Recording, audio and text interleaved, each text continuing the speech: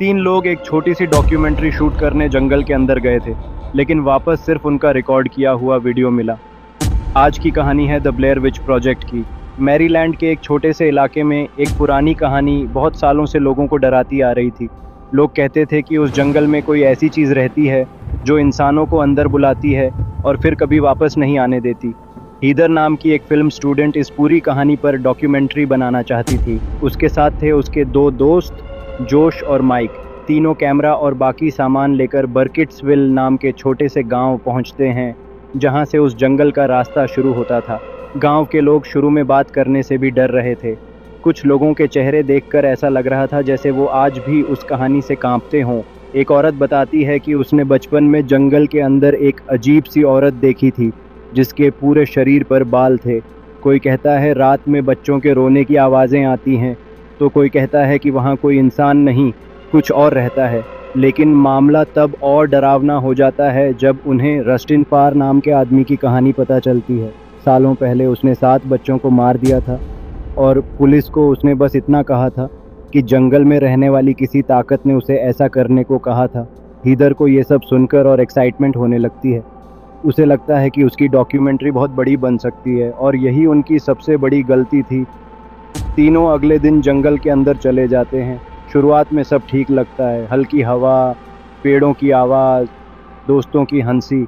लेकिन धीरे धीरे जंगल का माहौल बदलने लगता है। चारों तरफ सिर्फ लंबे पेड़ दिखाई दे रहे थे।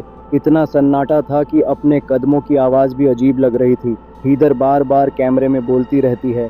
वो हर छोटी चीज़ रिकॉर्ड करना चाहती थी। फिर चलते चलते उन्हें पेड़ों के बीच लकड़ियों से बनी छोटी छोटी अजीब आकृतियाँ दिखाई देती हैं। जोश उन्हें देखकर थोड़ा असहज हो जाता है, लेकिन हीदर उसे मजाक में टाल देती है। रात होने पर तीनों टेंट लगाकर रुक जाते हैं और यहीं से असली डर शुरू होता है। आधी रात के समय अचानक जंगल के अंदर से कुछ आवाज़ें आने लगती हैं।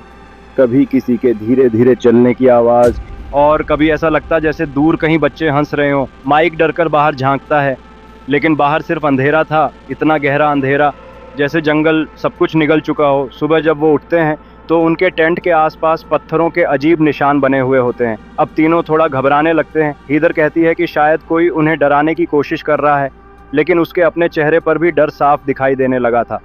वो जंगल से बाहर निकलने की कोशिश करते हैं, लेकिन घंटों चलने के बाद भी वापस उसी जगह पहुंच जाते हैं। अब उन्हें महसूस होने लगता है कि वो रास्ता भटक चुके हैं। धीरे धीरे खाना कम होने लगता है, थकान बढ़ने लगती है और तीनों के बीच लड़ाइयाँ शुरू हो जाती हैं।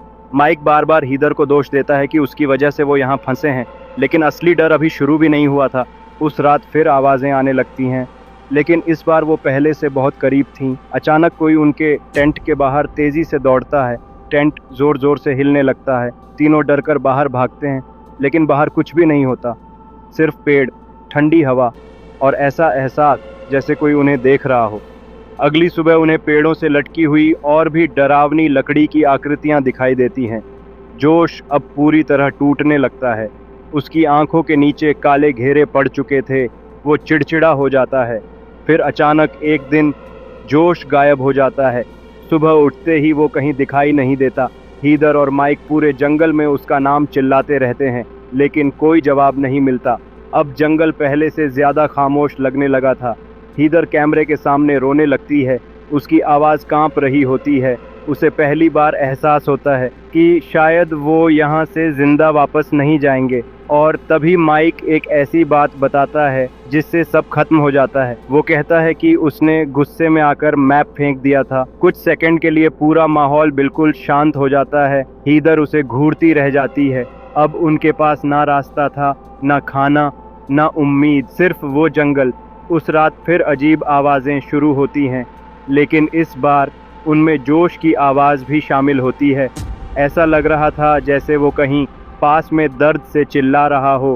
हीदर और माइक डरते हुए उसकी आवाज़ का पीछा करते हैं, लेकिन उन्हें कुछ नहीं मिलता। सुबह होते ही उन्हें कपड़े में लिपटा हुआ एक छोटा सा बंडल मिलता है। हीदर जब उसे खोलती है तो उसके हाथ कांपने लगते हैं। अंदर खून से सने कपड़े, बाल और इंसानी दांत होते हैं। उस पल हीदर पूरी तरह टूट जाती है। अब उन्हें समझ आ चुका था कि जोश शायद मर चुका है, लेकिन जंगल अभी उनसे खेल खत्म नहीं करना चाहता था। रात के समय फिर उन्हें जोश की आवाज़ सुनाई देती है। इस बार आवाज़ बहुत साफ थी। दोनों डरते हुए उस आवाज़ के पीछे भागते हैं। और तभी उन्हें पेड़ों के बीच एक पुराना टूटा हुआ घर दिखाई देता है। वो घर देखकर ही शरीर में अजीब सिहरन दौड़ जाती है। दीवारों पर गंदे निशान बने हुए थे, कमरों में अंधेरा भरा हुआ था और अंदर ऐसी बदबू थी जैसे वहां सालों से मौत सड़ रही हो।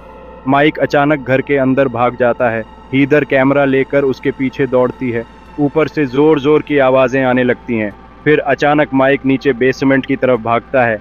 हीदर लगातार उसका नाम पुकार रही होती है। उसकी सांसें तेज हो चुकी थीं, कैमरा बुरी तरह कांप रहा था और तभी उसे माइक दिखाई देता है। वो दीवार की तरफ मुंह करके बिल्कुल चुप खड़ा था, हिल भी नहीं रहा था, ठीक वैसे ही जैसे रस्टिन पार अपने शिकार बच्चों को खड़ा करवाता था। हीदर डरकर उसका नाम चिल्लाती है, लेकिन अगले ही पल पीछे से कोई तेज आवाज आती है। कैमरा नीचे गिर जाता है और स्क्रीन पूरी काली हो जाती है। इसके बाद उन तीनों का कभी कोई पता नहीं चला, सिर्फ उनका रिकॉर्ड किया हुआ वीडियो जंगल से मिला था। और सबसे डरावनी बात यह थी कि उस वीडियो में कभी भी साफ दिखाई नहीं दिया कि उनके साथ आखिर था कौन। और इसी के साथ ये कहानी यहीं ख़त्म हो जाती है। कभी कभी इंसान उस चीज़ से ज़्यादा डरता है जिसे वो देख नहीं सकता। तो मिलते हैं कल शाम 7:30 बजे एक और खौफनाक कहानी के साथ। ये मूवी हमारे यूट्यूब, फेसबुक, इंस्टाग्राम और थ्रेड्स पर भी अवेलेबल है। आप वहाँ हमें फॉलो करके इस सफ़र का हिस्सा बन सकते हैं। Thank you so much.